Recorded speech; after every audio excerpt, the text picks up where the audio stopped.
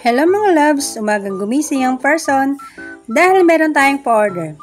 At inagahan ko talaga kahit alas 2 pa ng hapon nag-deliver, kailangan ko din kasing kunin ang in-order kong karne sa palengke para sa magiging pa-order ko naman para sa kinabukasan. Ito yung hirap sa kagaya kong nagpapa-order, ay pagod talaga. Lalo sa akin na bukod sa nagpapa-order ay may mga alaga pa akong hayop na kailangan kong pakainin.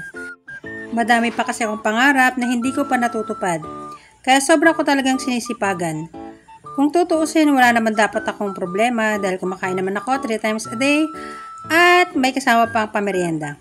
Pero sabi ko nga, hanggat malakas pa ako, kailangan kong kumayod para naman sa aking 2 naunang anak.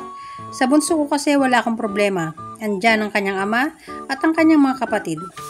And someday, sasabihin ko rin ang dahilan kung bakit ako nagsisipag talaga.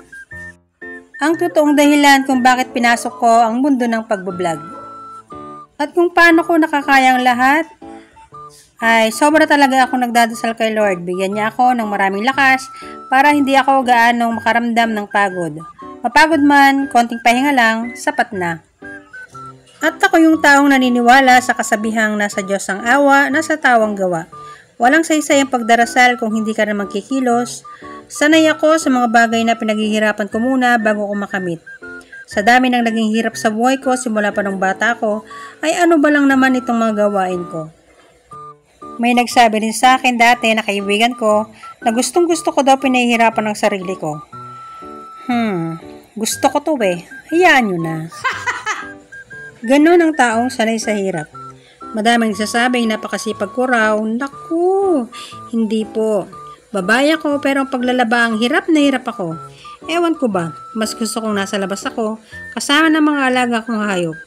Siguro nung past life ko, trabahador ako ng isang farm. Charot! Pag naglalaba kasi ko, hindi na ako makabangon kinabukasan.